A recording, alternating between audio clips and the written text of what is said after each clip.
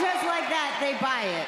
They eat it up. You pander to them, you thank them. I mean, really, people, I thought you were a little bit smarter than that. I mean, it's just so easy to say the name of the city. You cheer. Hey, Stephanie, you cheer. I mean, just come on. Welcome to the A Show.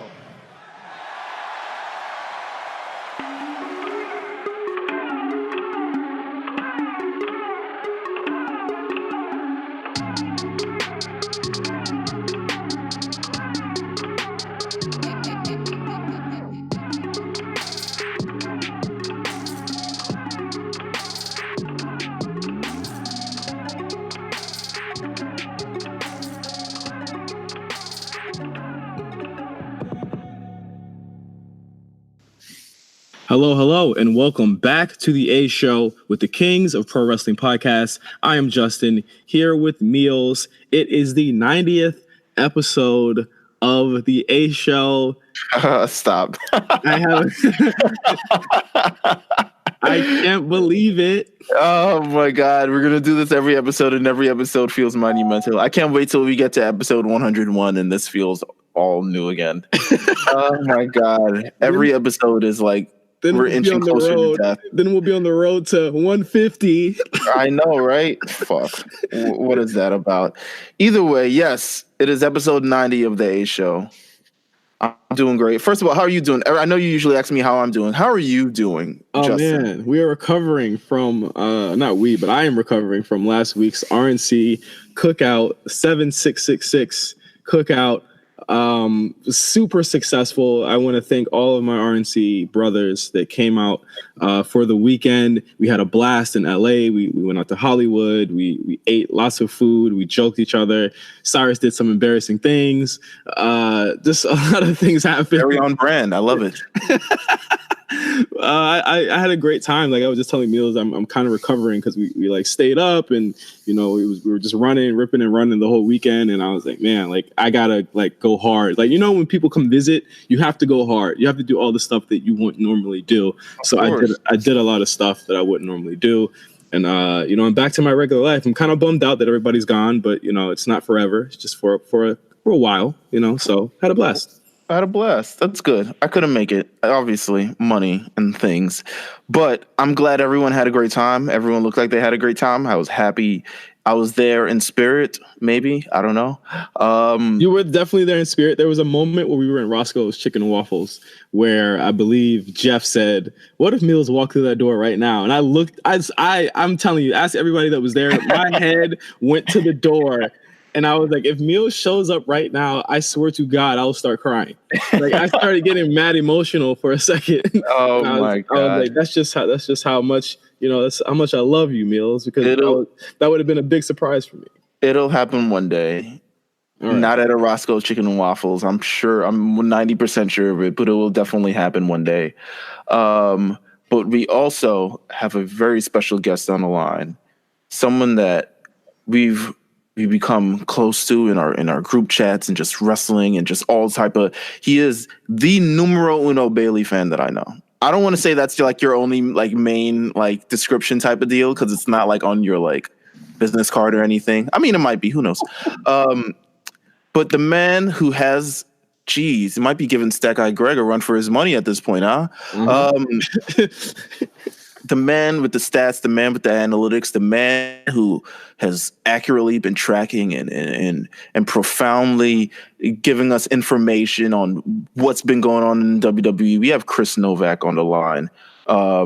Chris, what's up, bro? What's up, guys? Thanks for bringing me on here. Obviously, big fan of the show, frequent listener. I'm glad to be on. We're fans of you, bro. Come on, we're fans of you as well. Listen, this is an insider fact. I've been asking and lobbying for you to get on the show for a while, but we just had to get the best moment for you to be on the show. Yep. We had to put the card down this week because I felt as though this is a huge show or huge pay-per-view for one of your faves, and I wanted to make sure we talked about that. But I'm so glad you're on the show. We're huge fans of you and everything that you do. One of the you're a historian of the game right now of the current era.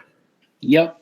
Listen, redefining whatever 5-star is because some people can't do it anymore. I'm just keep it real with you. But you know what? We got you here. A show audience, please welcome Chris M. Novak in our lives, and just make sure you follow him on Twitter and follow him on pretty much everything. It's especially if you want those stats and you want those, and to just get all the information you can. You're also you're a contributor for Barber's Share, so shout out to them. Yep. And just the WWE Top 25. It runs through Chris. What would you say, in terms of the latest top 25? Because he did drop one for the women's as of recently. Mm-hmm. Kind of talk about the process behind that a little bit, and just talk about I'm trying to pull it up here. But if you got the top 5 in your head, just run them off real quick. Yeah, so I have the spreadsheet up in front of me right now as it was updated just this afternoon, because before we started here, I watched NXT UK. It didn't have much of an impact on the top 5 or anything like that. But right now, the top 5, 5 through 1, Finn Balor is 5th. Despite the fact that he hasn't wrestled in 3 months, Aleister Black is 4th. Daniel Bryan 3rd. Kofi Kingston is 2nd, and Ricochet is number 1. Oh wow! Well, what's behind the Aleister one? Because I mean he hasn't wrestled since April. Yeah, April. Yeah, so I think the thing that really helped him was the fact that he was working so much in February and March doing double duty like Ricochet, or actually I shouldn't say double duty. He was doing like triple duty between Raw, SmackDown, and NXT, and like all of the matches that he had with Ricochet as a tag team. Boosted up the points that he got. Like he's been sitting at right now his total points are 90.125. He's been sitting at that literally for the last 3 months. So he built up a big lead and a big cachet, and no one's really been able to catch him up until recently with Kofi and Bryan, because for a while he was sitting number 2, but obviously Kofi's run has helped him big. Bryan's recent run has helped him big too, so they were able to finally catch him. But yeah, he's still up there despite not wrestling for 3 months, which is kind of crazy. It's so interesting, like the usage rate of a lot of their talent, because a lot of people used to say like, oh, they're shoving Roman down our throats, and then the end of the year will come out and you see like Finn Balor had the most matches of anybody and of the year. Yeah, exactly. Yeah, so. Yeah, I mean, because Finn's at 26 matches, and he just wrestled his first match since Money in the Bank last night. So he's been up there big time. Yeah. Ricochet is obviously number 1 in terms of matches this year. He's already hit 40, which is kind of nuts. Jesus Christ. Yeah, that's insane. Oh my God, he's really been consistent. I mean, he's been really consistent since the beginning of this year. You're right. You talk about NXT, Raw, SmackDown, and everything, and flowing all between those. Mm-hmm. Ricochet is really having quite of a breakout year, and I mean, you can see it right now. He's United States champion. That's enough of an accolade himself to warrant that sort of top spot as well. I look forward to see what else he got going on for the rest of the year. To be honest with you, definitely, yeah. I've been like really kind of fascinated, really, with just tracking this whole thing, seeing who gets used a lot, and most of the people who are at 20 matches or more aren't really that surprising. I think the bigger surprise is who's like not being used. Like Buddy Murphy, who's been MIA for however long now, has only wrestled 6 times this year. Shane McMahon's wrestled 10 times this year. So, oh my God, that's crazy. That's crazy. Yeah. Yeah, I mean, I'm really hoping somehow Buddy Murphy begins picking things up, or at least they start picking things up with Buddy Murphy by the end of the year. I don't know. They end up putting him in a tag team or some crap like that. But it's crazy. And what about the women? Sure. So the women have been sort of interesting in a lot of ways. The person leading the way in terms of number of matches this year is Bayley. She has 28. Becky's at 20. Nikki Cross, perhaps surprisingly, at least going into the year, I didn't think she'd be 3rd, or actually she's 2nd right now. She's at 21. And then you kind of have a crop of people who are between like 17 and 11. There's no one within even 10, which is kind of a weird quirk right now. But And as far as the person who I think is making the most of her opportunities despite not having a lot, it's pretty easily Shayna Baszler. She's only had 7 matches, but right now among the women, she's 8th on my women's top 25. Mm-hmm. Her lowest rated match was only 3.25. So, like, who was that against? That was a 6-woman tag. It was her and the other 2 horsewomen, Shafir and Duke, against Bianca and the Sky Pirates on an episode of NXT TV. Okay. Oh, yeah, I remember that. Other than that, like, all of her singles matches have just been excellent.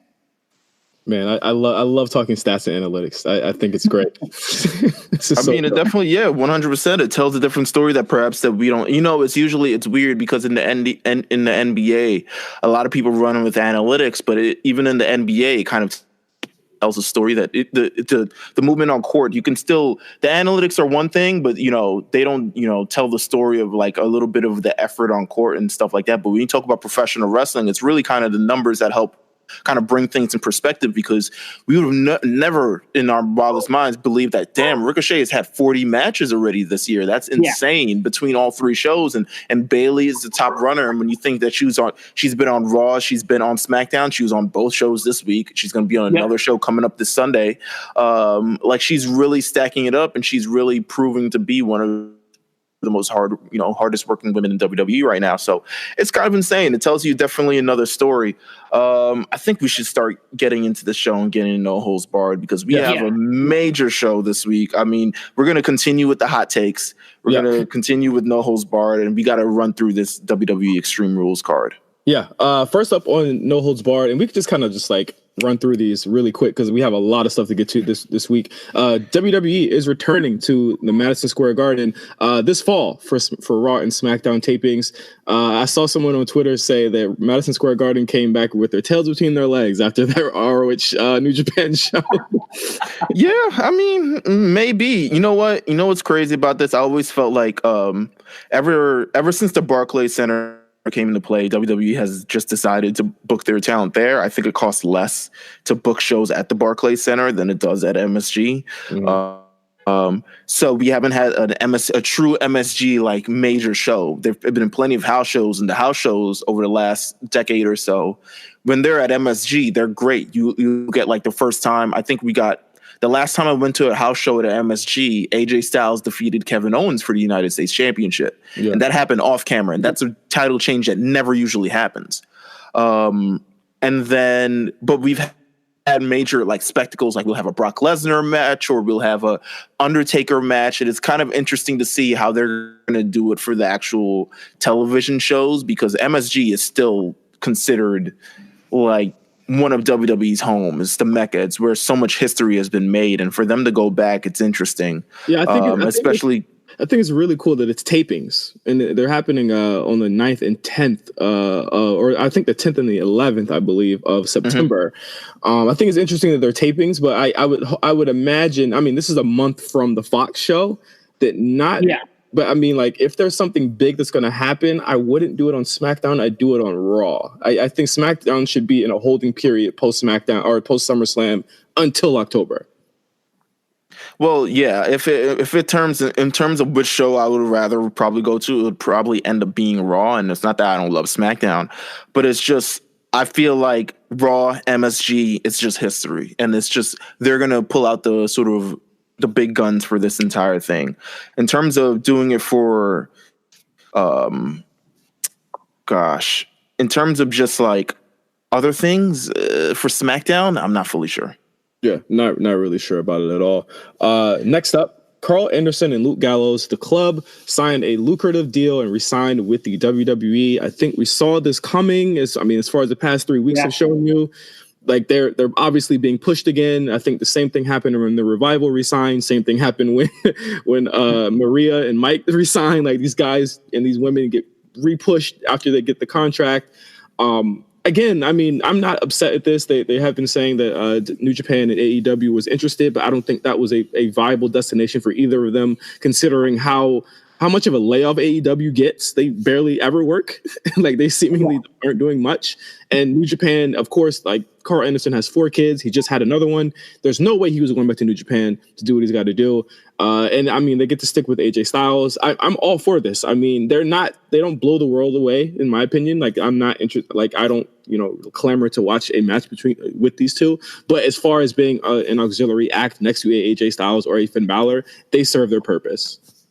Agree. Yeah, I think so. What you said, Chris?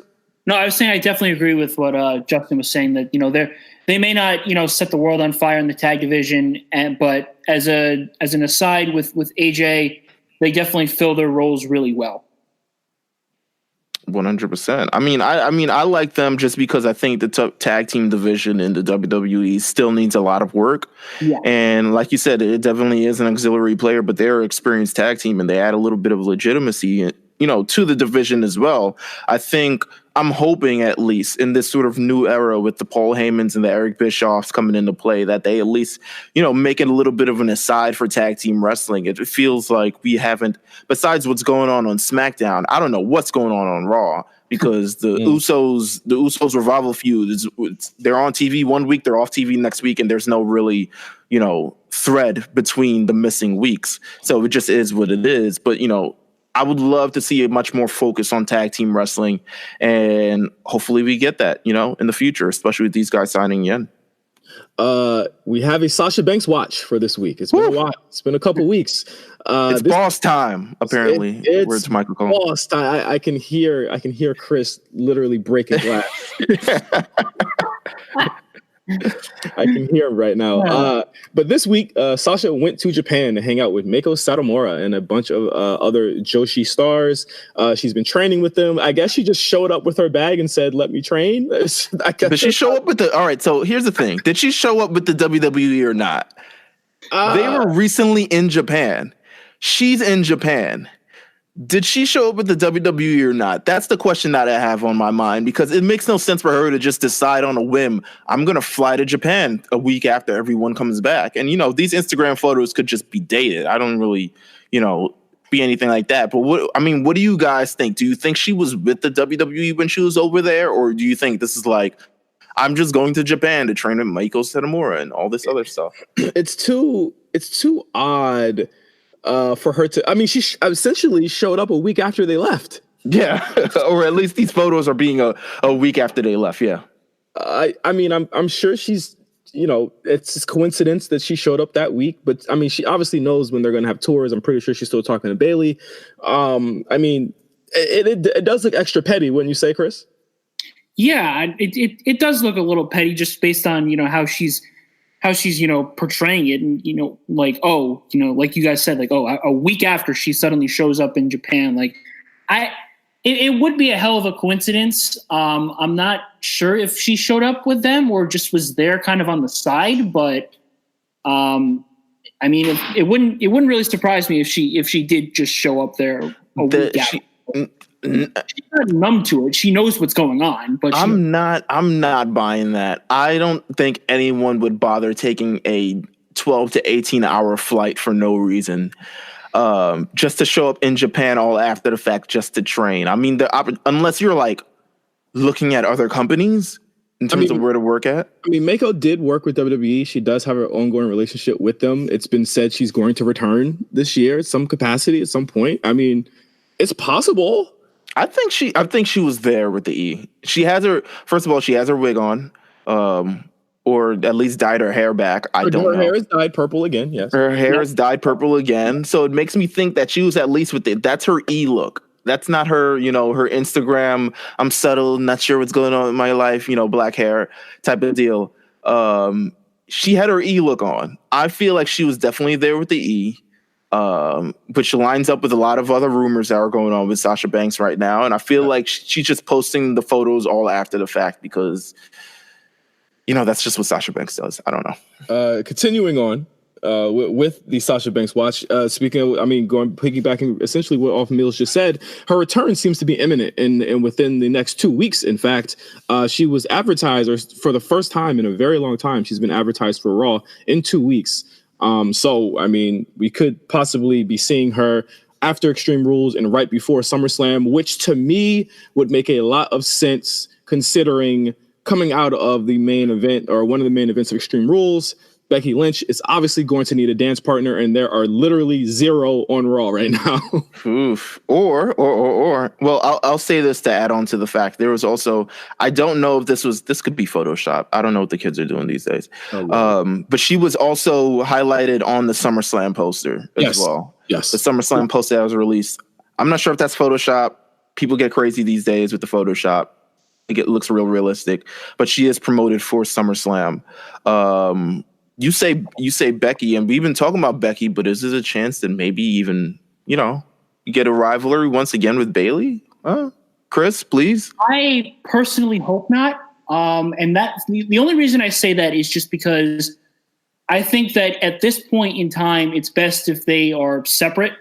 Sure. They've been around each other and in each other's shadows before she departed this year since, God, like every single year. Mm-hmm. I mean, they were the only time that they really weren't with each other was that year where Sasha was on Raw and while Bayley was still the NXT Women's Champion down in NXT in Florida. And really, besides that, they've kind of been connected with each other. So, me personally, I would prefer her to be on Raw feuding with Becky because, like you said, there's legitimately no one on the brand right now who would make sense for her to face Becky, that is, at SummerSlam, unless they somehow quickly pivoted from this Alexa and Nikki feud to having them go against Becky, or they pulled Ronda out from California to face Becky at SummerSlam, maybe earlier than expected. But besides that, I mean, the field is completely open. And on SmackDown, I mean, the natural pairing for, and I'll get to this when we predict Extreme Rules, the natural pairing is with Bayley and another horsewoman, but it's not Sasha. It's Charlotte Flair, in my opinion. So, because they haven't run that back from Money in the Bank yet. So, yeah. Personally, though, I would prefer Sasha be kept away from Bayley for at least like a year or two. Absolutely, I absolutely agree.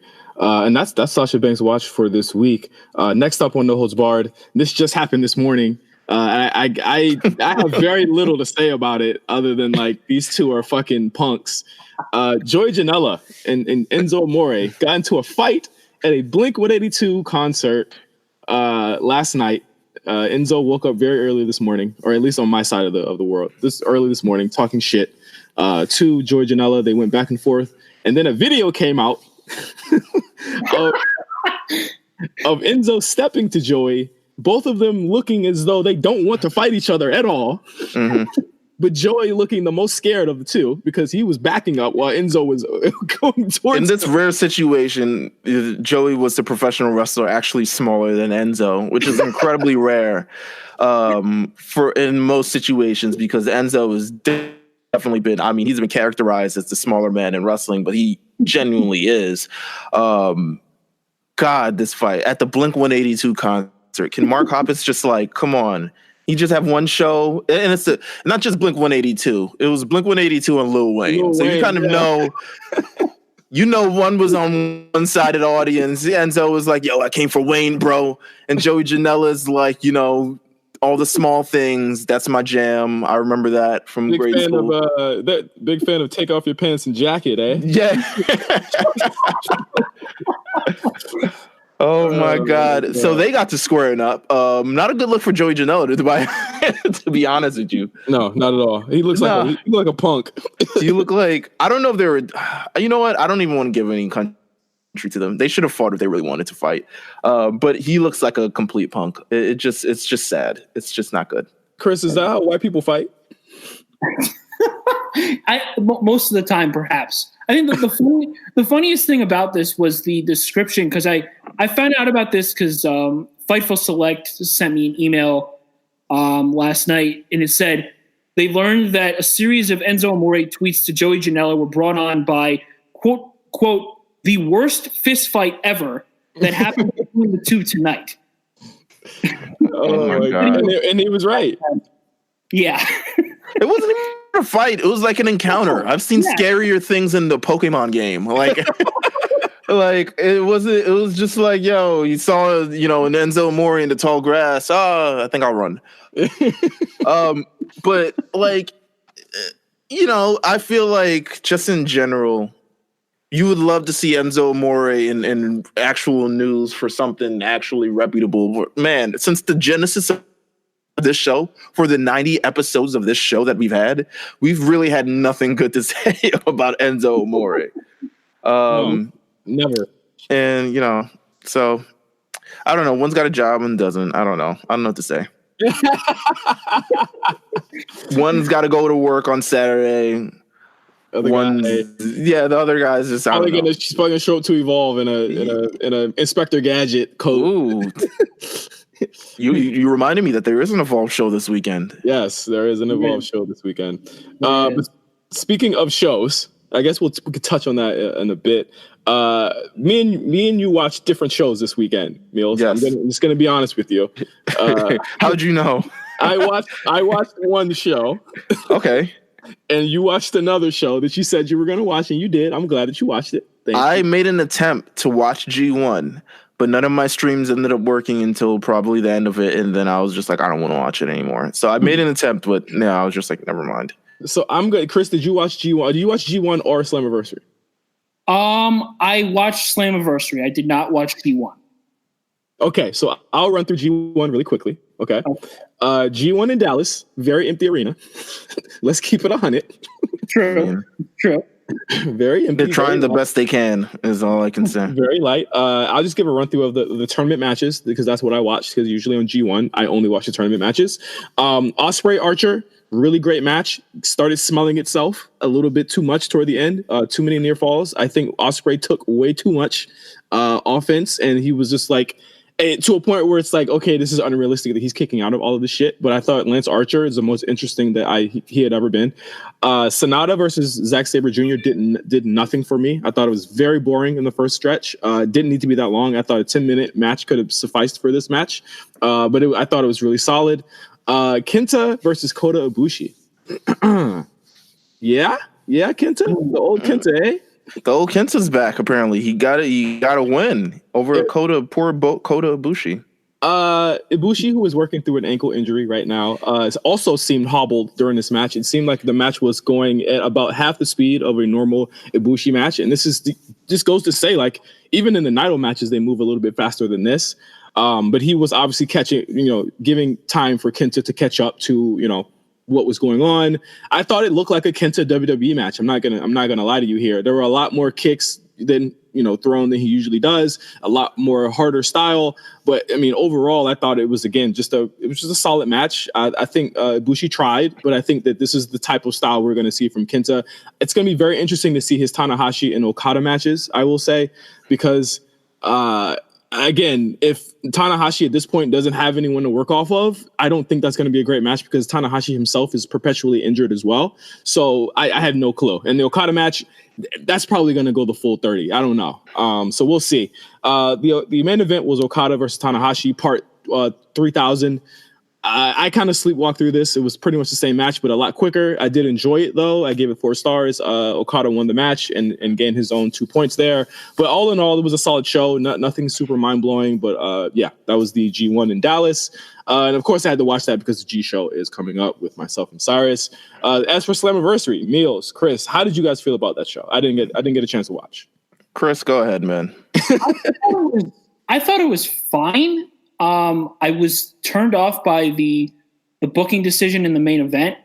But I thought the show was pretty fine. I mean, nothing about it was like objectively bad. I couldn't really get into the heavyweight championship match with Brian Cage and Mike Elgin because I couldn't. Yeah, no. Well, actually, they kind of went off a little bit. I'll say that. Yeah, it did seem like that. I just couldn't find myself really getting into it. The Monsters Ball Fatal 4-Way with the women was brutal as all hell. And Tessa versus Sami Callihan was a good match, just with the wrong decision. Like, she shouldn't have lost. I think that entire match, and it was great.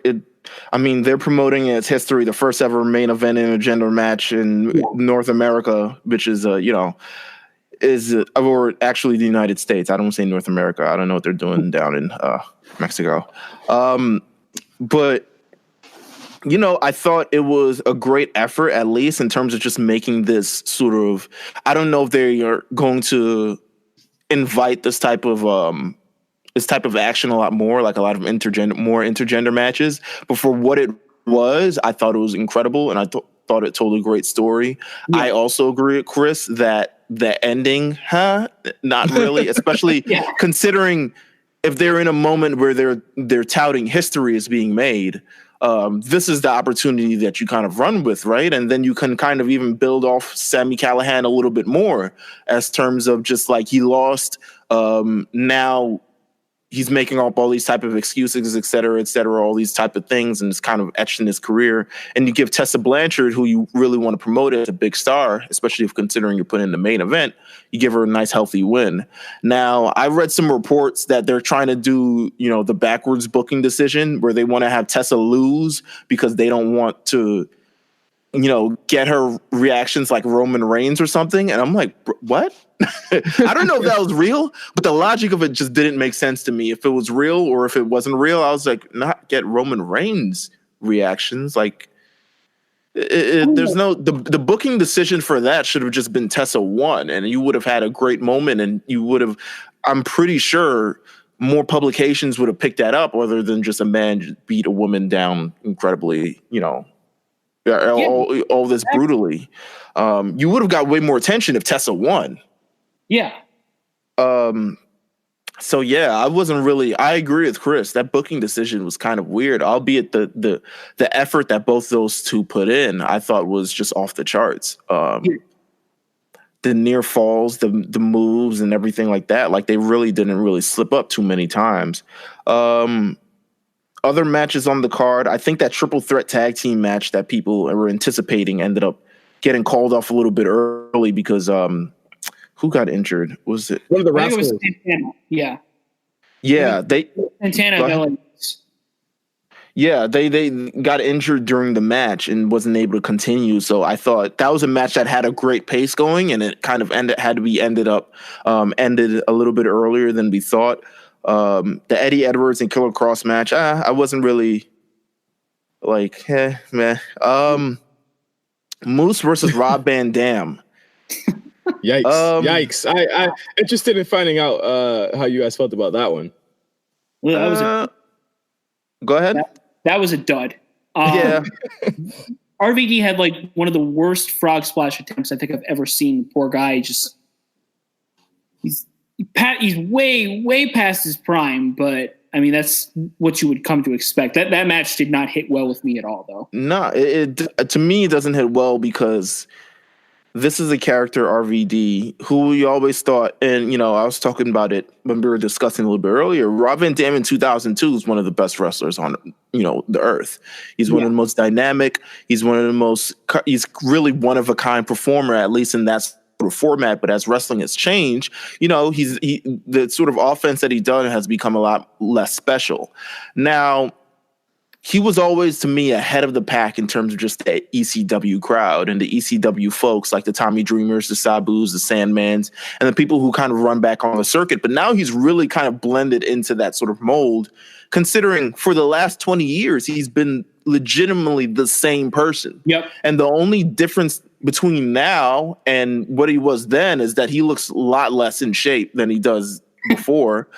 But he's really been the exact same guy, and I don't think that kind of works in sort of these sort of, to me, it doesn't lend anything to his legacy, and it also doesn't lend anything to the match when you kind of can expect where it's going to go, especially if you plot person A or player one versus Rob Van Dam, and you're just like, go have a match. They're going to have this similar match that Rob Van Dam always has. So to me, like Chris said, it was kind of a dud because you kind of expected, and shout out to Moose. Moose did the damn thing, but at the same time, it's like, huh?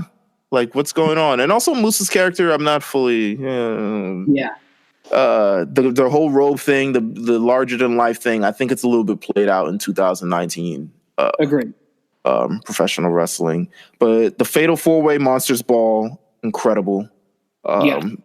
they really laid into all of them laid into one another, and especially the tag spot. I haven't seen a women's match with a tag spot ever. In my eyes, I'm sure it's maybe happened in another promotion, but I've never seen it.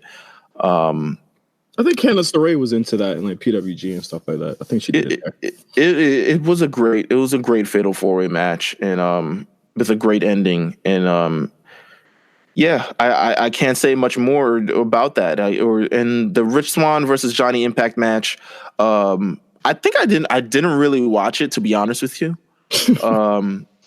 Why are you laughing? Didn't really watch it.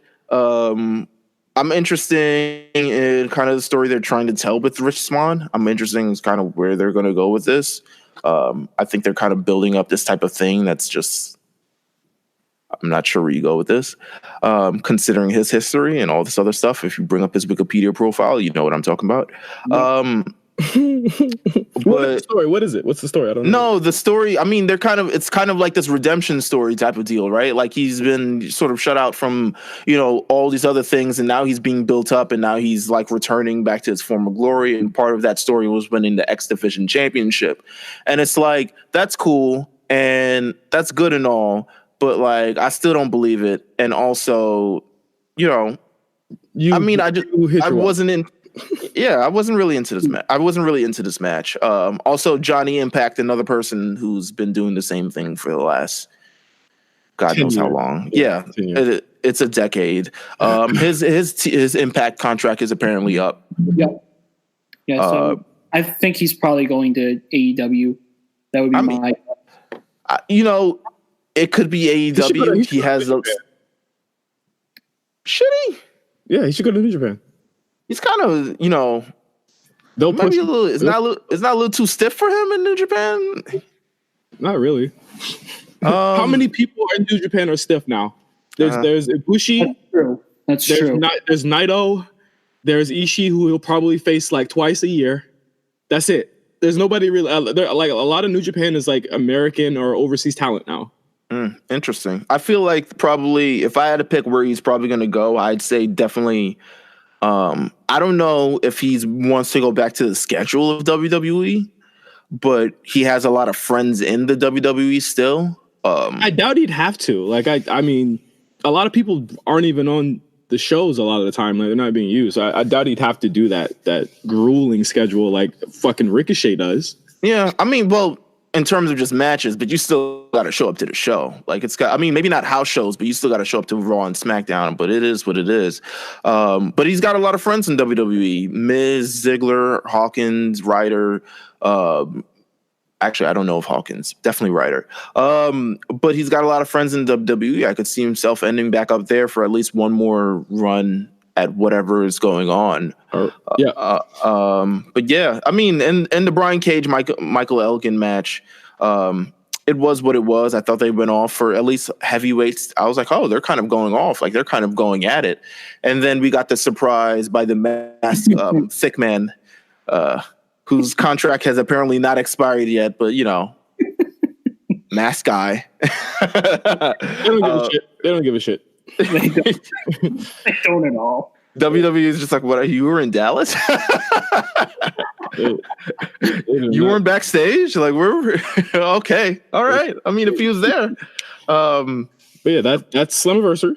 That's Slammiversary. I watched the show. That's all. That's the review of it. Excellent. Let's go to the hot takes really quick. Let's do like three. Let's do like 3 hot takes this episode. All right. Let me pull them up real quick. Boom, boom, boom. Again, thank you everybody who sent in the hot takes for last week, and if anyone sent any in this week, we'd love to do these hot takes. I'm very glad that Chris is here to do some of these hot takes this week to provide another aspect of the answers and just listen to these hot takes that we get from some of our fans of the show. 100%. And thank you guys. Yeah, once again, I just have to echo his thoughts. Thank you guys, because we got a lot of good ones last week. I'm trying to see, where did we leave off? We did Cody and Brandy in the bedroom. Wow, what? Remember? Yeah, I remember that. Let's see. Okay. We have one from Mania Curiosity. Okay. It says, wrestling hot take. Both a certain section of Roman's fans and Roman's haters have a tendency to bring the man up in things that have absolutely nothing to do with him. We gotta start rating these hot takes. I'd say that's like a 4 hot take. I think that's very true. I think that when it comes to bigging up Roman Reigns, they would say, well, if Roman did what Dean Ambrose is doing, or if Roman did what Seth Rollins is doing right now, then you guys would shit on him, and then vice versa, or something like that. Like, I do think that is absolutely something that happens. What about you, Chris? I would definitely agree, considering that I do follow my fair share of Roman fans. I do follow my fair share of Roman haters, even though those have kind of dissipated, at least to the ones that I've curated. But yeah, it does seem like he gets thrown into the discussion, not just by those who hate him, but by those who adore him as well. I definitely would agree with that take.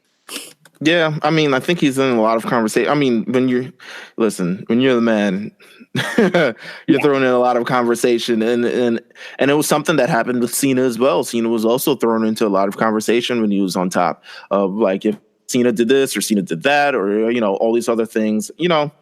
It is what it is. It's all the conversation surrounding Roman Reigns. I'm sure he's not mad at it at all. He's just like, whatever. I just show up to work and get paid. We have another one from Dream TV2. Shout out to him. Shout out to you, brother. I see you. You're a big fan of the show. Always tweeting about the show. Thank you, man. He said, wrestling hot take. When it's all said and done, Daniel Bryan, greater than HBK. That's fair. Will Daniel Bryan go down as greater than HBK? He needs one more. I think he needs one more WrestleMania. Give him one more. Give me one more. I don't know. I don't know if I can say this. Hold on, Chris. What do you think, Chris? I think that's fair to give him one more Mania. He obviously has like a ridiculous, workload in the independent scenes in Ring of Honor and in WWE over the last however many years he's been there, almost 10 now. But I do think that in terms of Mania matches, he's had obviously his fair share of great ones. But I mean, you think of how many great matches that Mania that Michaels has had in comparison to Bryan. I would probably say that Bryan has 3 like legitimately great matches. The 4. The 2 at 30, then the ladder match at 31, and obviously this year with Kofi. And Michaels obviously has, built Taker. Up. Yep, Taker, the triple threat with Redacted. The triple threat with Noob Saibot. Yeah, the match with Jericho at 19, the 2 matches with Taker, the match with Flair, the match with Angle. I mean, I'll be honest with you.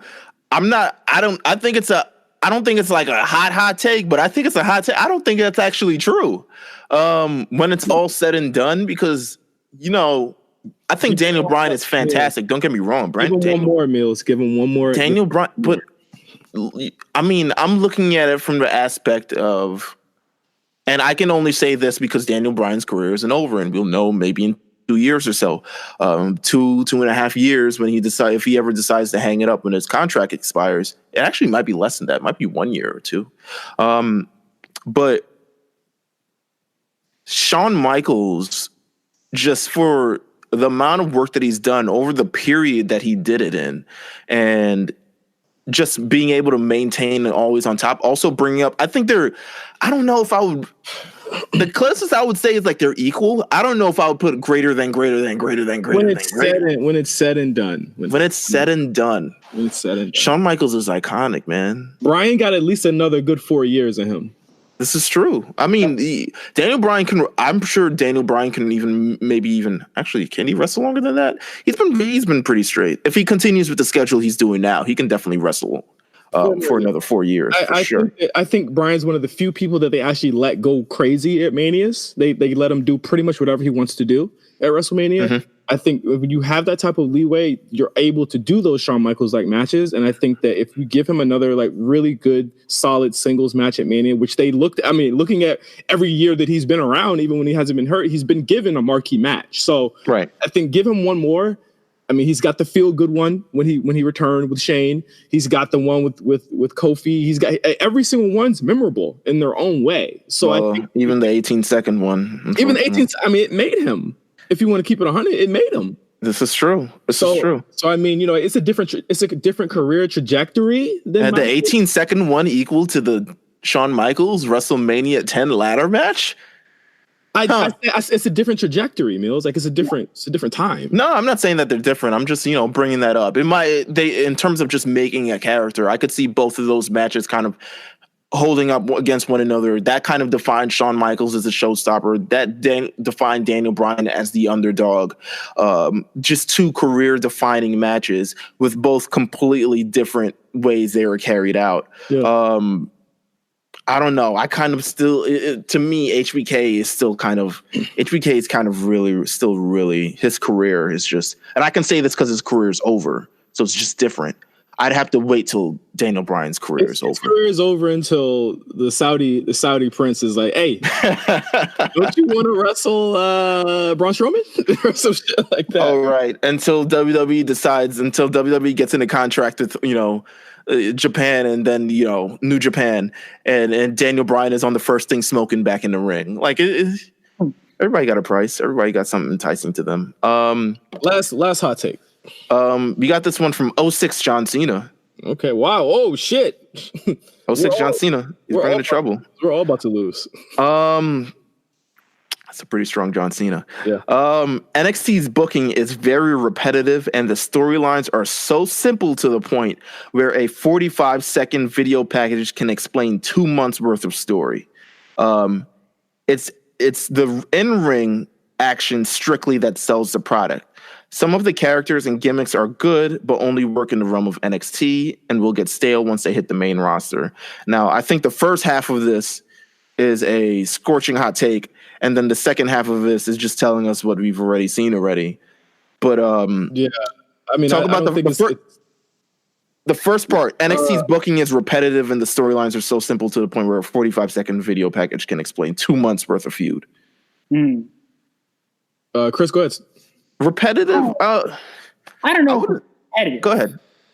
I don't think it's repetitive. I think they do some simple aspects of storytelling and whatnot, but repetitive, I would disagree. I would disagree with that notion. I would blame that on the Johnny Gargano era of NXT. Yeah, I would agree with that as well, but I don't think that it's been really repetitive or anything like that. But no, I think that people are. It's booked very old style, old school. It's booked very deep south, very like it. You have a heel, you have a face. I think when they tried to blend it and tried to kind of go between the lion shades of gray, Johnny Gargano, that's when they lost the plot. Like Meelz said, but there's nothing exactly wrong again with predictable. I think the best things that we've ever gotten are things that have been predictable, like Kofi Kingston winning.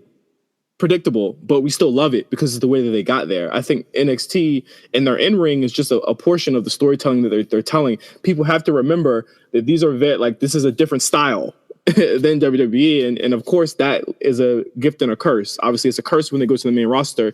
That's why you see, I mean, they're even more measured on the main roster with how they handle the people that, we've prospected to be huge in NXT. Like, look at how they've been handling Aleister Black and Ricochet. And I mean, to a lesser extent, the Viking Raiders, where it's like, they've been handling them very, very kid gloves, where it's like, okay, we're not going to go too crazy with them, but we're going to build their characters on something else. I think it's very possible that people could think that it's predictable because that you're going to get the debut match at TakeOver, you're going to get the win, all that type of stuff, like things that they're doing with Kushida. But again, these are very old concepts to wrestling that a lot of people have not seen before, and a lot of people don't care about. They just care about the characters. And I think, and just in general, there's a lot of things I think that are cyclical with NXT, but I think that's just at some points. I think one of the reasons behind that is because it's developmental and eventually people get called up. And it was just like what you're talking about, Justin. It's when people get called up, you've got to build new stars, and you kind of got to do it again. And there's these old kind of concepts, and you kind of got to run its course. A similar story could happen. I mean, we've seen the Finn Balor's come in, the Shinsuke Nakamura's, the Samoa Joes, the Adam Coles, and everybody, and they, it's like a similar kind of surprise and sort of, oh my God, they're in, and all this other stuff like that. It's really because I think the characters are they don't stay on NXT. They eventually get called up, and you have to build new stars, and that starts to cycle all over again. We've seen, like, probably since it hit the network, like 4 different iterations of NXT. And I think that's what could make it kind of become repetitive in a sort of way. Yeah. Once again, thank you for these hot takes for this week. Send us more. We will drop the link on Twitter after this episode airs. And listen, we got a lot in the can, man. There's some good ones that I'm scoping through right now that I can't wait to get to. Yeah, let's save them for next week. We have to get through Extreme Rules 2019, a show that, as far as what would you say your excitement level for this is, Chris?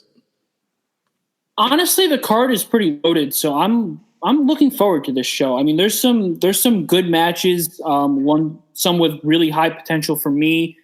The main event will be what the main event was always going to be, so that really I'm going in there with low expectations and expecting it to just be like a big plunder brawl, but I'm pretty excited for this show. I can't lie.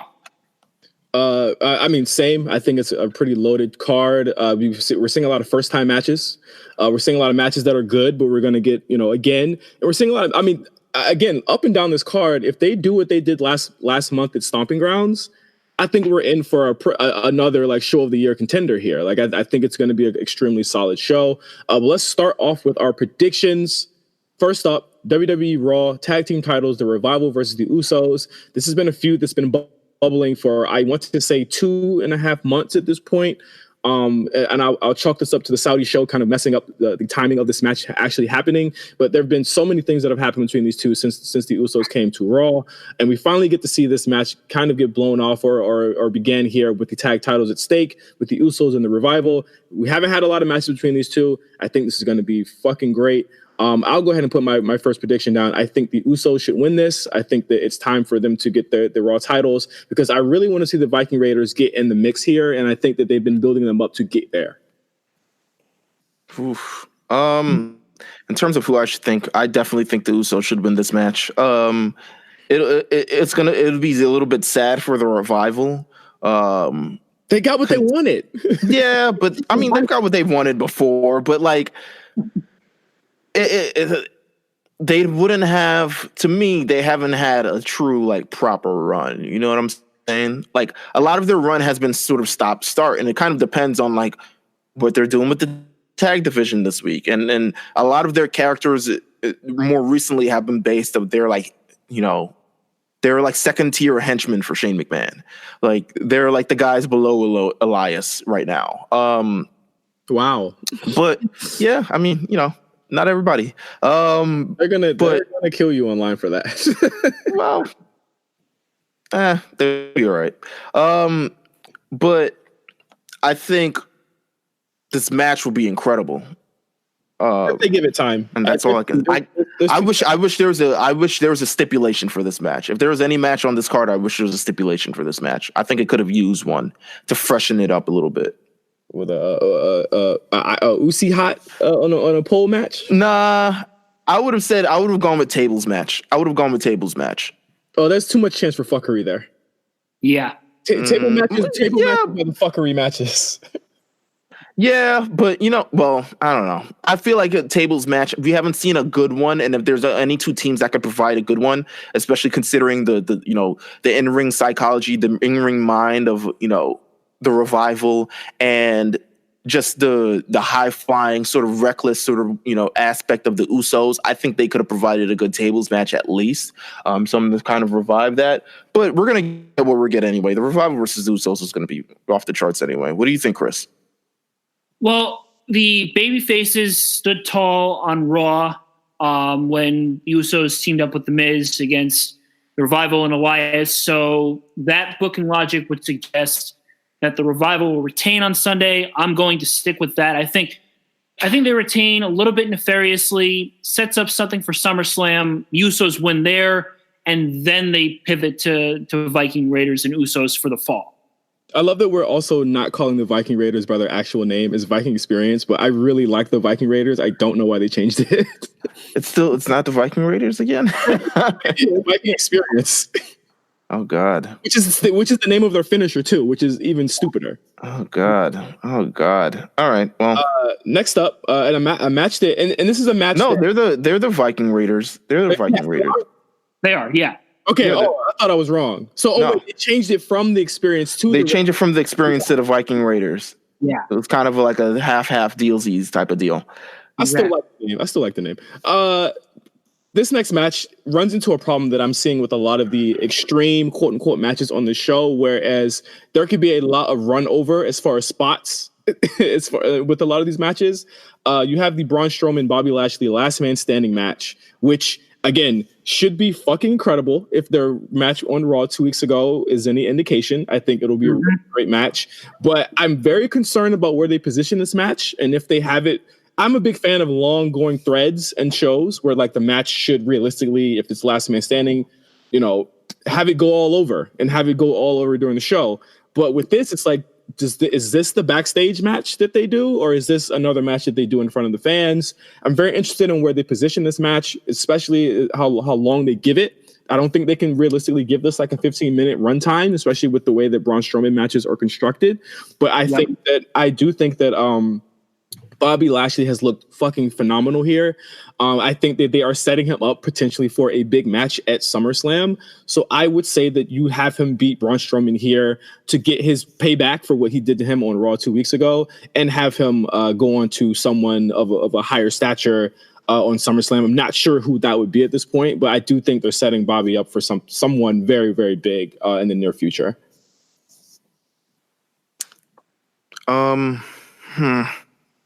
Braun versus Bobby. They're supposed to be dead. I don't get it.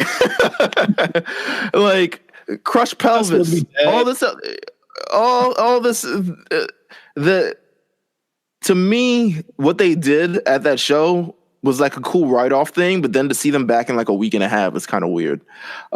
Especially Bobby, who's been back in like still on like 100% health, beating up Rey Mysterio. Bobby nerfed Rey Mysterio to a point where I'm like, well, Rey's back to where he was. And I'm just like, what the hell is going on here? I think this last man standing match. When's the last time we've seen one with like two big hosses like that? It's kind of interesting. We haven't really seen one of this kind of. Didn't Roman and Braun do it? I think they did. But these are like, they're like big guys who like neither of them should be you have to hit them hard to stay down. And I think that's what this kind of match kind of brings to the table. And also, I said the most like duh thing ever, but it's I don't know. I'm not fully sold on this match. I'm just not. I don't know what else they can kind of pull out their hat, but feel free to surprise me. All right. What about you, Chris?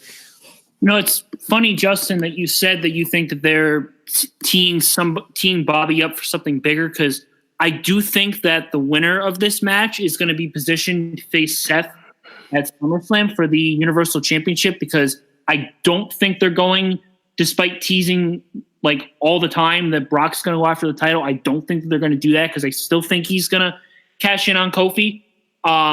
So I think Lashley wins and Lashley faces Seth at SummerSlam for the Universal title. That I have a prediction about Seth. But I'll get to it during that match. Okay. But I think Seth and Bobby will be fucking great. I think that would be really dope. However, I do think Bobby's gonna win this match. I think you know what? I'm gonna say, gosh, Bobby or Braun. I don't know. I can't see either of them staying down for the 10 count. I can't see Bobby managing to get Braun down for the 10 count unless he really does some like next level shit, which would then put him in line for the Universal Championship. That's the only trajectory from here. But I can see Braun laying the hell out of Lashley, so I'm going to go with Braun in this match. All right.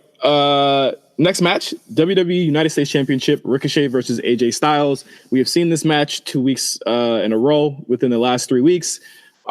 Listen, I have no qualms about this happening again. Give these guys 15 minutes, please. Give them 15 minutes. I think that it would be, to the detriment of them to not give them give them less than that. I think Ricochet and AJ have really great chemistry. I just think that it hadn't gotten out of second gear, and now you get a chance to do it, longer on a bigger setting for a greater amount of time. I don't think Ricochet should lose here. I really like him, how he's been as a face. I have not liked his on the mic performance. I think that they need to have someone work with his mic work, so to speak.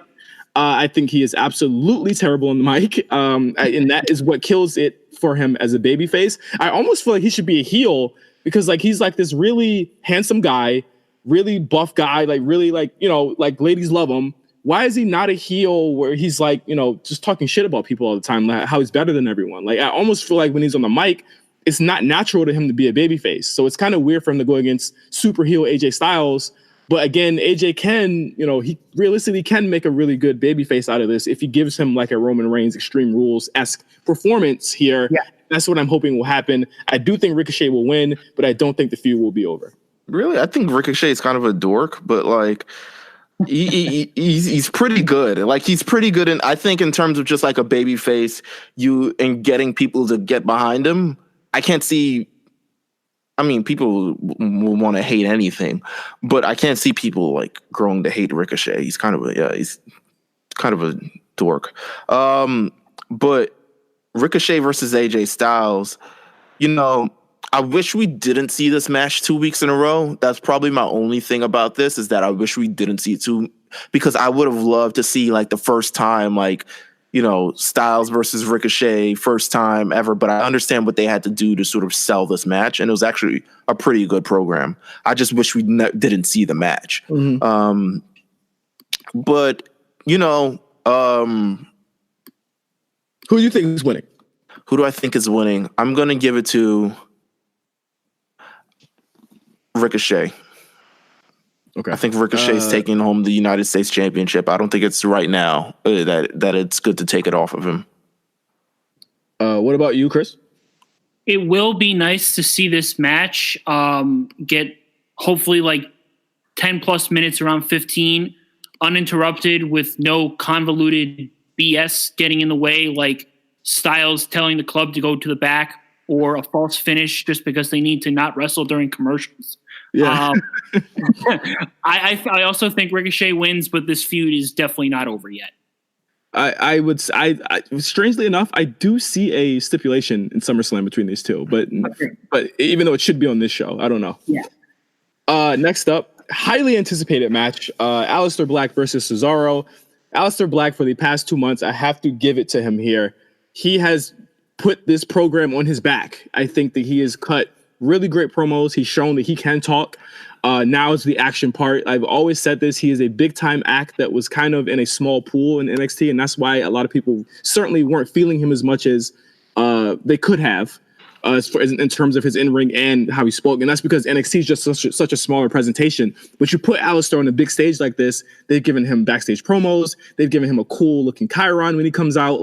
He looks like he belongs, and he's always belonged there. Cesaro is a major player here. They've made him look strong over the past couple of weeks because, obviously, I don't know how we didn't see it before. They were preparing him for this match. I think it's going to be great. Aleister hasn't been in the ring, as we said earlier, for the past 3 or 4 months. So this will be the first time that a lot of people have seen him in the ring, and it's almost like a reset for him because we haven't seen what he could bust out that's new now. So obviously, I think Aleister is going to win his first match, and I think he is eventually going to go on to SummerSlam. And I think Randy Orton is going to be his program, but I don't think you want to waste that at Extreme Rules. I think you want to give him a big marquee win and feud at SummerSlam. So I think Aleister Black will win this match. Yeah, I couldn't have said it any better. I think pretty much everything that you said, I agree with. Aleister Black has kind of added another dimension to his just character through these promos. And I mean, that's if, people have been paying attention or not, because it usually comes on in a weird place on SmackDown. Yeah.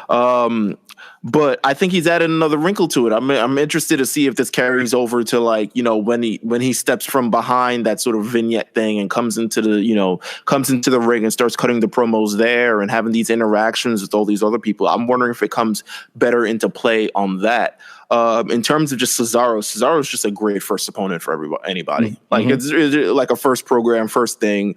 We've seen what he's done with previous stars in the past. I mean, seeing Sami Zayn for the first time in WWE. The first time I saw him was against Cesaro. Like it's just a natural thing. You talk about Cedric Alexander debuting on Raw, you get him against Cesaro. He looks incredible. Even, you know, Ricochet just a few weeks ago against Cesaro. A great string of matches. I think let's do this match here. They'll probably have another one on SmackDown. It's just a great look overall. I'm expecting. I don't know if I'm expecting the world from this, but I'm expecting a competitive match, and I think Aleister Black is going to pick it up. I hot take here. Sorry, Chris, for interrupting you. I think this could potentially steal the show. Yeah, I mean, yeah, it could.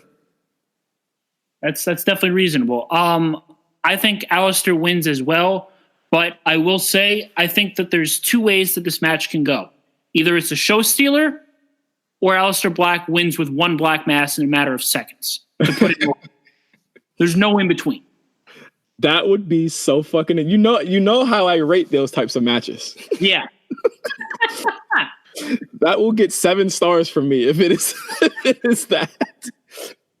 I don't care if he knocks him out in 5 seconds. I'm giving it 7 stars. So just to let you guys know that right now, and I will proudly say it. Next up, Daniel Bryan and Rowan versus the New Day versus Heavy Machinery for the WWE SmackDown Tag Team titles. This has been, strangely enough, one of my most enjoyable feuds and storylines on SmackDown lately is between these 3 teams. I think that it's been, an incredible run for Heavy Machinery in the past couple of weeks just to show off what they could do. The New Day is the New Day, and Daniel Bryan has just been killing it on the mic every single week. On SmackDown this week, he said, "You guys are talking about tips in 3 ways." Like what? It's Daniel Bryan. Only he can get away with that really much. How is he allowed to do that? I think, again, you add the New Day to this. This will be a greater match than what they had last month with Heavy Machinery. However, I do think that it might be time for Daniel to drop these titles. I strangely enough, did not see him as a heel, not heel, but I did not see him in a tag team this long. So I don't think that they should have him in one this long. I think that the fact that he won it is fine enough. I don't think there's been too much of a chase for any of these teams for me to be invested in the Daniel Bryan Rowan team that long anyway. So I would give it to Heavy Machinery here. Like I think, you throw it to the new guys and then you have Daniel Bryan and Rowan try and give them another match that'll kind of make these teams. But yeah, I don't see anything wrong with Heavy Machinery winning. I know it's a long shot. I know this is very, very possible that they retain here, but I would really pop if Heavy Machinery won the tag titles. I'm going with the Daniel Bryan and Rowan retaining. I think they've just had this incredible streak. I don't know who they would face next. I mean, I'm sure it'll just be Heavy Machinery again. But I think that the run they're having right now is pretty strong and it shouldn't be really deterred. And in terms of having a tag team champion that people actually will remember, oh man, right, they're champions. Like it's Daniel Bryan, of course. Yeah. And having them featured on the show in various capacities, I think is just great. I think they're a strong heel tag team that the division that has plenty of face tag teams desperately needs. I'm for. I think I'll just Daniel Bryan and Eric Rowan retaining. I don't really see them needing to shift any sort of gears anyway. I don't know if they have anything big planned for Daniel Bryan. I don't think they have anything other things planned. It's SummerSlam. I think. I mean, if you put him in any thing, you could put him with Finn. It's never happened before. Yeah, that's true. But I feel like you have in terms of maintaining that undercard. I feel like just keep the titles on Daniel Bryan and Eric Rowan. To be honest with you. What about you, Chris? I'm trying to think even as I talk here because you guys are bringing up good points, and I wonder if you drop it to New Day, you give Bryan incentive to go after them. Maybe you thread the needle for Bryan to face Kofi again for the WWE title because spoiler alert, I think he's retaining against Samoa Joe, and I think that's going to be a one-off anyway.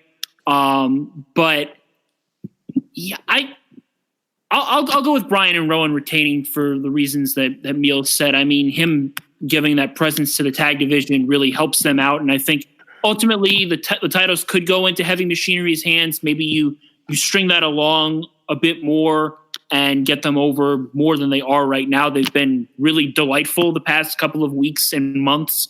So yeah, I'll go with Bryan and Rowan retaining here. I'm the lone guy rooting for for Otis. Yeah, I think you're rooting for Daniel Bryan doing bigger and better things. Yeah. I mean, yes. I think that's what you're rooting for more than Heavy Machinery. It's like, but Daniel Bryan should be wrestling for the championship. Like, I completely understand with that, and I can sympathize with that. But yeah, man. Next match, we can breeze through that one. This particular match, Drew Gulak versus Tony Nese for the Cruiserweight title. If there has ever been a match ever that has been like foregone conclusion, it is the fact that Drew Gulak will be retaining this title because Tony Nese already had his turn. So, well, yeah, isn't that how NXT works, right? I mean, 205 Live. Sorry, and maybe NXT. 205 Live. I want to flip a coin, but I don't have a coin. That's literally how I feel about this match, really. It really doesn't matter. It doesn't. What do you think, Chris? Gulak gets the win in his hometown of Philadelphia. Yeah. Oh, okay. Oh, you're right. You're right. Yep. Philly. Yep. Next up, and this is going to be really interesting. Bayley versus Alexa Bliss and Nikki Cross for the SmackDown Women's title. Now, I know I said, inevitability in the last match. I think this is also inevitable, but just considering the fact that Alexa Bliss is on Raw, and as well as Nikki Cross. Well, yes, that is a small wrinkle in this entire thing. Yes, I think that the more interesting aspect is how they will break up Alexa and Nikki, because once you do that, that is automatically, in my opinion, that becomes the top women's program on Raw, like low key, like they built it, it becomes the top program. And I think, Chris touched on it earlier. If you're not going to get Sasha, it's got to be these two. And they've got to be factored into it somehow, because they've interestingly enough, not pit Alexa against Becky at all yet. But I mean, I think the match will be great. No surprise there. I think that there will be something that happens where Nikki will have to make a decision between Alexa being her friend and her having an opportunity to win the belt. I do think that is what will happen, and that will lead to Bayley winning. I do think Bayley's going to win this match, but what's more interesting is what's going to happen to these three women after the match ends for SummerSlam. Oof. Okay, so there's a number of ways this can go across, but all of the possible booking decisions that I could make, #Meelz booking, all of these decisions I could make are thwarted by the fact that two of them are on SmackDown, and two of them are on Raw, and one is on SmackDown, and it doesn't make sense. But then again, this is the wild card era. What does make sense? I don't think they'll go as far as to give someone a belt from another show. I don't think they're going to go that far. I would hope not, especially with the major changings that are coming to the show. I think you wouldn't want to mess that up too much. You wouldn't want to put people in a sort of environment where it's just like, okay, now we got to take this title off of them because they're on the wrong show. I think that would just be sort of hustling backwards in a sense. But if this was my program, in an ideal place, they're all on the same show. In an ideal place, how I book this, Nikki Cross wins. That becomes the ire of Alexa Bliss's sort of thing. They have a triple threat match at some point. Nikki wins again, and then Alexa Bliss turns on her, and then that's how they go on to the fall. Now, that's not going to happen because Was she pinned Bayley twice? Yeah, she's pinned Bayley twice, but I think Bayley in this aspect, you don't really deter from this. It's a foregone conclusion. I think Bayley somehow comes, she wins this match. I think Nikki Cross ends up costing Alexa the match inadvertently. Okay. And they start breaking off from there. So I'm just going to go with Bayley winning this match. What do you think, Chris? All right, I got two things here. Firstly, this feud has unfortunately suffered just slightly for me, only because Alexa's unfortunately been MIA because she's ill. Yeah. So it was kind of awkward to see them do a contract signing on Tuesday night at SmackDown without Alexa there. Nikki obviously having power of attorney. But it has suffered just a little bit. And in addition to that, even though it obviously brings up bad memories, I will say that I am a little disappointed that this isn't a kendo stick match, because if you are going to, keep this feud going, why not go full circle with it? Right. Yeah. But the handicap match is fine. In addition to that, I do think Bayley's going to win, move on to SummerSlam, going to Toronto with the title. But I still wonder if they're going to actually have it be Nikki being the one who's playing Alexa instead of vice versa, just to give a different dimension of Alexa to the main roster crowd, because she's been a villain her whole time there. She obviously plays the role very well, but it's not like she doesn't get cheers. It's not like she's not wildly popular.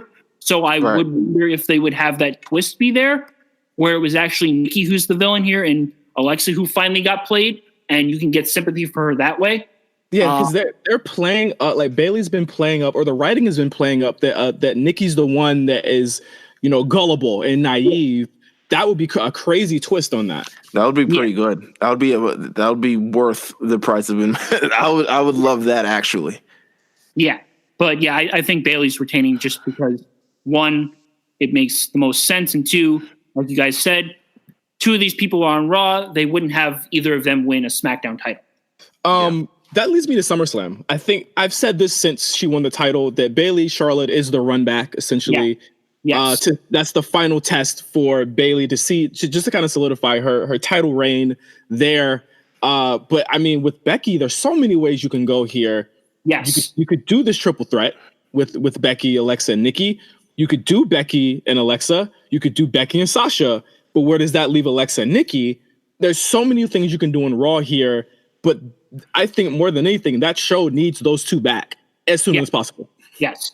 Agree. Oh, I think 100%. I mean, I'm surprised they haven't started floating Charlotte in now, but really you could just heat Charlotte up whenever, considering literally from the date of this show being released, there will be 1 month until SummerSlam. Yep. That is 4 weeks until SummerSlam. That was actually 3 shows until SummerSlam. Like roughly 3 Raws, 3 SmackDowns, maybe there's a 4th. I don't know. I haven't done the math in my head.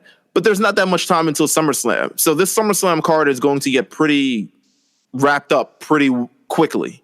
The Bayley and Charlotte thing is a no-brainer.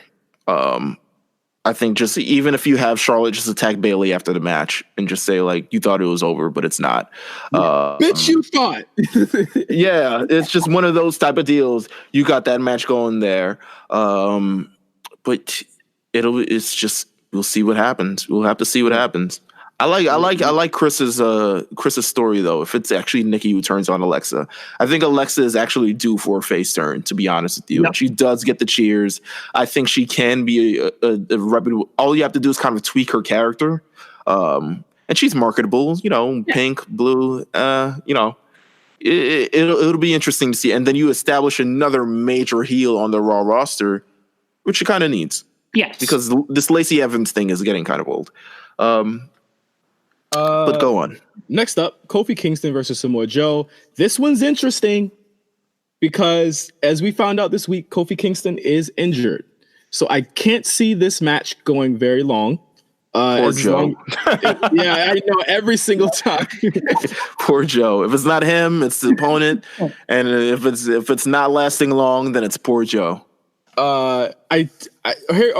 Kofi's going to win because Joe's on Raw, correct? So, yes. Well, Kofi's going to win. No, there's no, I think it's pretty well established. They are not doing cross champions on shows, and they shouldn't. No. I think Brock is going to pick Kofi. I think he's going to cash in on Kofi on Sunday. Ooh, Sunday?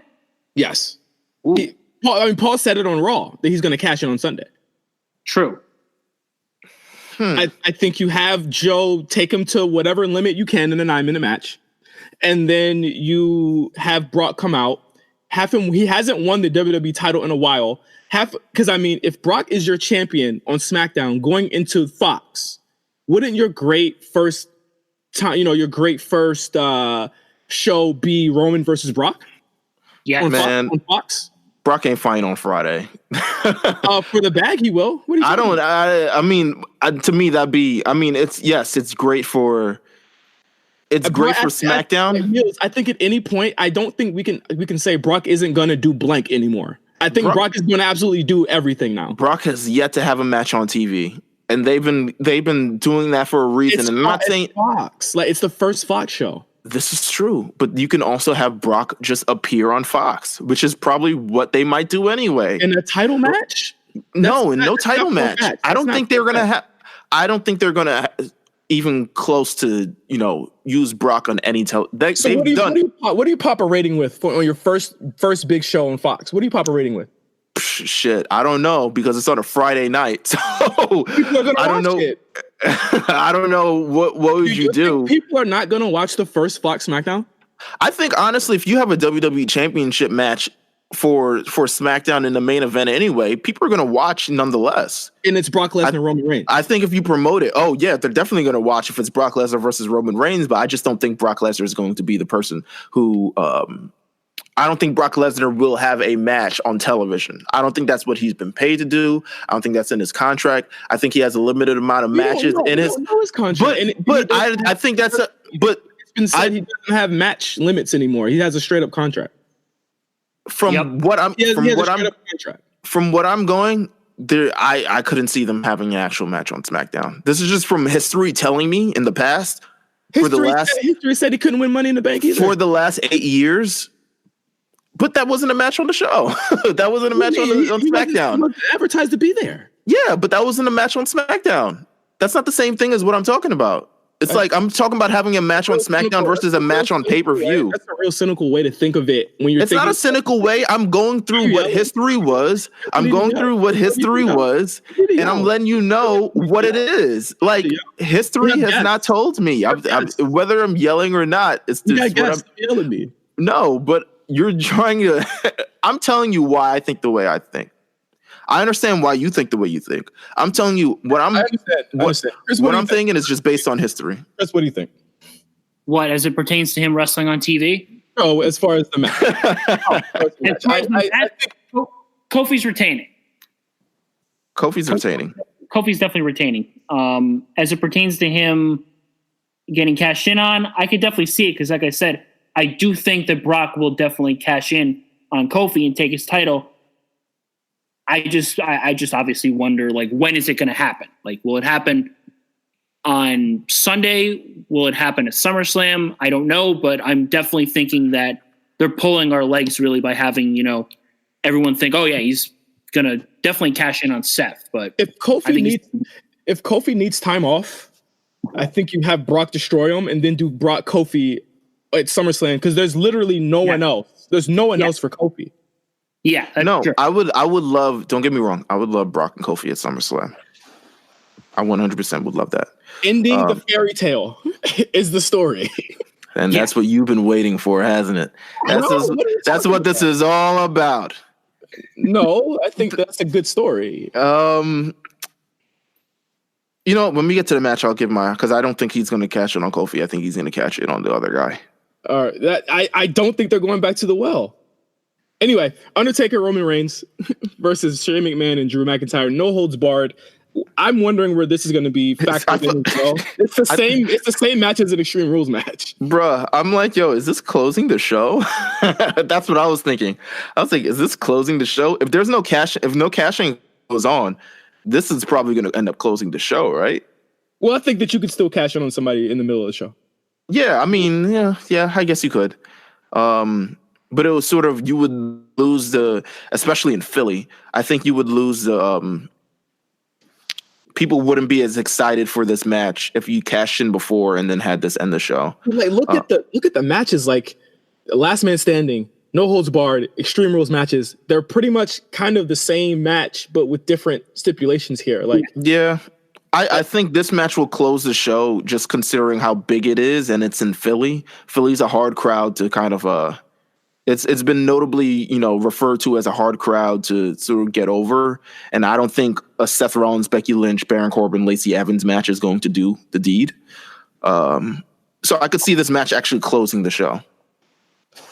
That's fair. I mean, if Shane's going to turn up, yeah. But I think that this is obviously to mask the limited capacity of The Undertaker. How about, what about this, right? What if Goldberg comes out? It's no holds barred. Goldberg comes out and spears Undertaker, and then that's how they lose. I think they're going to lose this match. Wow. I think that's why. I hope not. We need Goldberg Taker too. I hope not. I hope that's not true. I think, God. We need it. Chris, we need it, right? What about Reigns Taker? Oh, God. Well, because I saw someone say that they're teasing like Taker Drew, which God help us if that happens. Yeah. That's going to be real bad. No, I mean, I don't think it'll be bad. I just would rather not see it. Like, put that on a house show or something. Like, I don't think it needs to be any sort of SummerSlam main card type of deal. But, whew. I think go ahead. I think that the added element now with Kevin Owens and feuding with Shane, I wonder if he gets involved here and costs them the match. Because I mean, somebody has to take Shane down at some point, right? Someone has to, and I think that Owens will probably get involved here. Whether or not it works is yet to be seen, but I think the no holds barred stipulation sets up somebody to run in, and I think Owens would be a logical choice, especially after what happened on Tuesday, which, by the way, one, set the world on fire. Two, everyone doesn't need to call it a pipe bomb. No. Not everything is a pipe bomb. Like, no. God. It's clearly scripted, by the way. Yeah. Yeah, 100%. And the reinvention of Kevin Owens just in time for SummerSlam. I love it.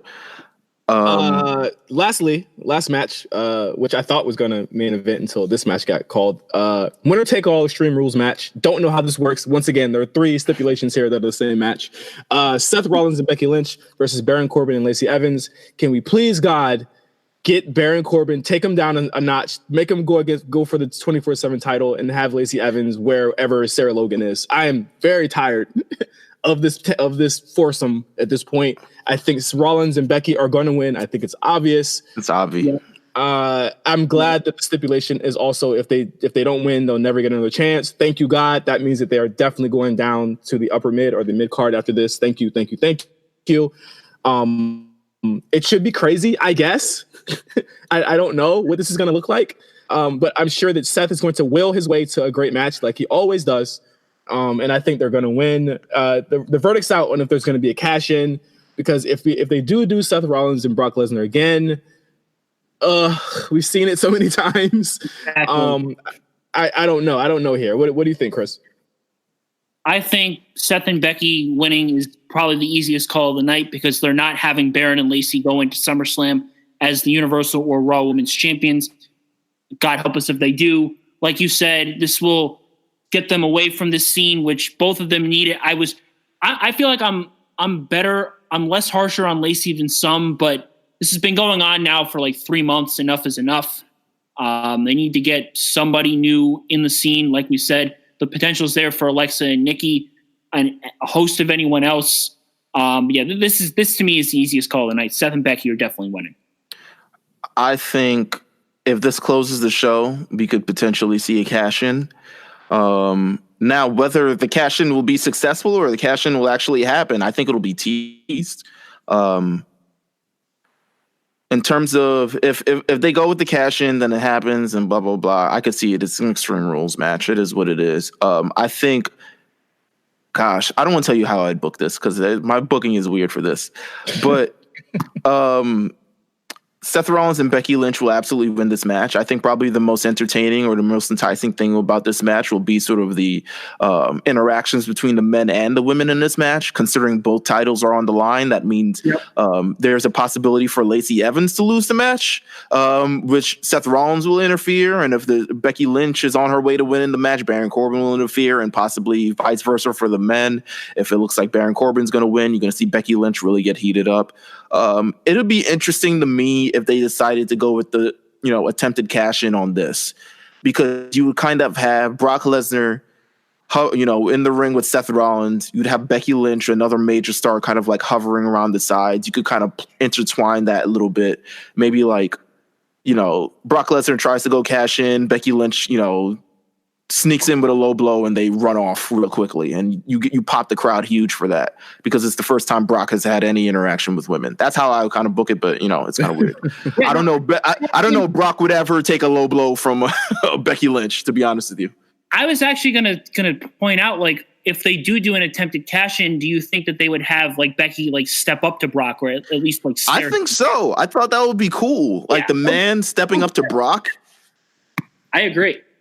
I think that would just be a cool visual just in general. And you have Seth like maybe like push her out the way, try to save her, and it's like very like heroically type of thing. And if he does the cash in, he wrecks Seth Rollins, and Becky Lynch just has to watch. Exactly. And then you kind of get this like personal type of deal, because you can have Brock like, he doesn't have to put hands on Becky, but he can disrespect Becky. And then that's how you get Seth, firing back up and like, oh man, like, how dare you disrespect my girlfriend? And that's how it kind of goes. I mean, you could go several ways with this entire thing. Depends on what Paul E's, thinking about this. I don't think that, mind you, Paul E also represents Brock. Paul E's also the executive director of Raw, and probably would want to deal with Brock Lesnar as opposed to Eric Bischoff dealing with Brock Lesnar. Yeah, sure. Again, I mean, as far as like SummerSlam goes, like these four characters, like, or at least those two, like Becky and Seth are in need of dance partners. I think Seth has more choices than most. I think he has more choices than Kofi does, but I think that they just need to give him that opportunity to do so. Again, if there is a cash in, I'm not mad at it at all. I was just thinking, even as far as the Kofi thing, I thought, if Kofi's hurt, then obviously you have to mulligan to do that, get the title off of him. But again, Seth needs someone for SummerSlam. I don't know what this card's gonna look like at all.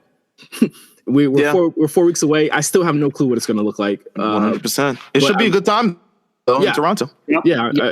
I'm sure it will be, and we will be watching this Sunday. There's a lot of wrestling coming down the pike. We've got the G1 starting. We have Extreme Rules. We have AEW also has an event this weekend. We also have Evolve this weekend. So look for us to talk about all of these things and more next week on the A Show. I want to thank Chris Novak once again for being on the show. Thank you so much for doing this, man. Hey, you're welcome, guys. Thanks for having me on. No problem, man. Anything that you want to plug for you step off?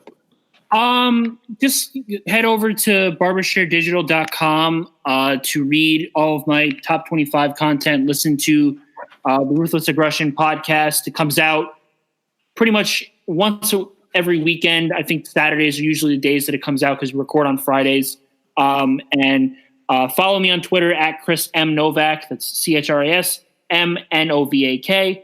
And that's really about all the plugs that I can think of. So. All right. And as always, you can follow us at RNC Radio Live for all the latest and greatest from the RNC Radio Network. That includes Overly Medicated. That includes The Lookout. That includes the Mount Silver podcast. That includes the A Show. Everything you could think of, as well as our playlists and, and pretty much like our tweets go crazy now. Like our socials, like, what I'm saying? Like on another level. But until next week, for Meelz and Chris, I'm Justin. Thank you for listening to the A Show, and we'll see you next week. My champion is still black, y'all. For now. Oh, my God.